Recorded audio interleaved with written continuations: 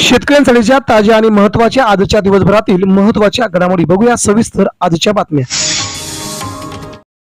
शेतकऱ्यांना मिळणार रब्बी खरीप मदत 53,58,00,000 रुपये शेतकऱ्यांच्या येणार थेट खात्यावरती। पीक विमा आणि अनुदान या दोन्ही गोष्टी शेतकऱ्यांना मिळणार लाभ।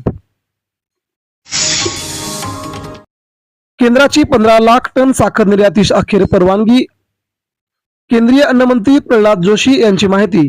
मॉलॅसिसवरील 50% निर्यात शुल्कही उठवणार। शेतकरी हवाई इंधनदाता होईल हा दिवस दूर नाही, नितीन गडकरी यांचं मत। निळकंठेश्वरचा गळीत हंगाम सुरू, साखर कारखानदारी नफ्यात आणावी लागेल, सरकारला केलं आव्हान। देशात हळदीचे उत्पादन वाढवण्याचा अंदाज, पावसाने 10% केलं नुकसान। 2 महिन्यात येणार विक्रीस नवी हळद, त्यामुळे शेतकऱ्यांना भाव चांगला मिळणार। कृषी अधिकाऱ्यांना मिळणार लॅपटॉप, ऑनलाईन कामांना येणार गती, त्यामुळे शेतकऱ्यांची कामं गतीने करण्याचा सरकारचा ऐतिहासिक निर्णय।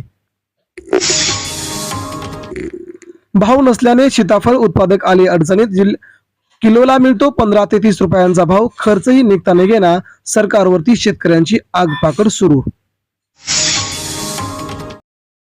दसरा गेला, दिवाळी गेली तरीही कापूस खरेदी केंद्र सुरू नाही, हायकोर्टामध्ये याचिका।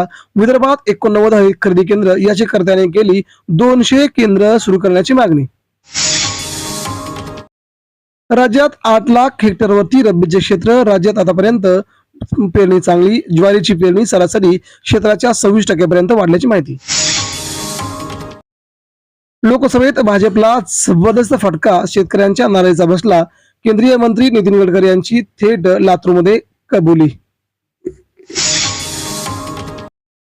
ऍप डाउनलोड केले, 5.25 लाख रुपये झाले गायब, तेव्हा शेतकरी बांधवांनी आपल्याकडे व्हॉट्सअपला आलेले कोणतेही लिंक ओपन करू नये, असा शेतकऱ्यांना आम्ही देतोय निर्वाळा। ग्रामसेविकेने नुकसान भरपाईत मागितला शेतकऱ्यांना वाटा, व्हायरल ऑडिओ क्लिप नंतर महसूल मंत्र्यांचे चौकशीचे थेट आदेश। महाराष्ट्राचा किंग सर्जा धावला, वाऱ्याच्या वेगाने, फॉर्च्युनर अन चांदीची गदा जिंकली पट्ट्याने, 3 वेळा जिंकला मानाचा हिंद केसरी किताब, राज्यस्तरीय स्पर्धेत अव्वल, मुख्यमंत्री करणार सन्मान।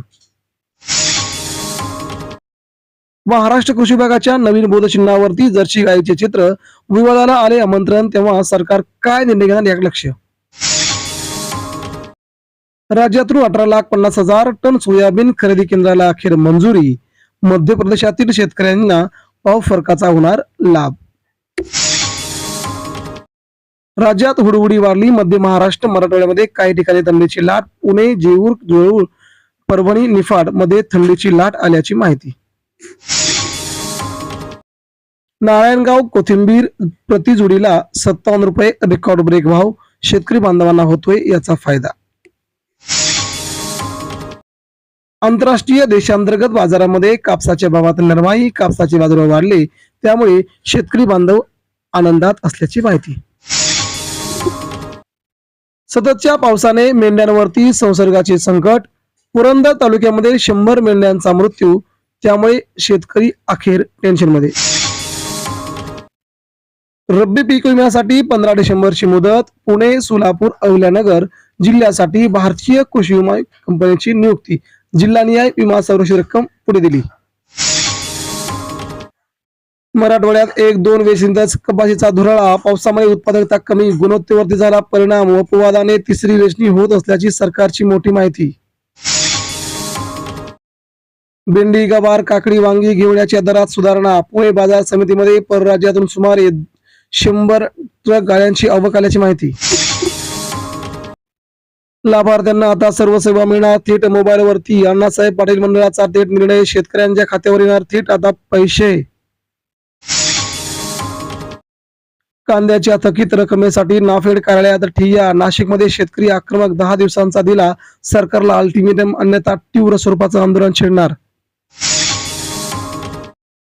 केंद्राची 15 लाख टन साखर निर्यातीस परवानगी, केंद्रीय अन्न मंत्री प्रल्हाद जोशी यांची माहिती, त्यामुळे शेतकऱ्यांना साखरेला आणि ऊसाला चांगला दर मिळण्याची शक्यता।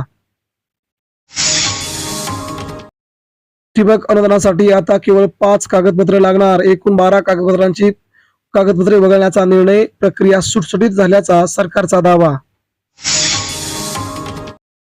शिखर बँक देणार सोसायट्यांना कर्ज, शेतकऱ्यांना मोठा दिलासा. सावकारी जाचातून बळीराजा सुटका करण्यासाठी सरकारचा निर्णय. प्रशासक विद्याधर जनास्कर यांची माहिती. डबगाईला आलेल्या 20 जिल्हा बँकांच्या कार्यक्षेत्रात होईल पुरवठा.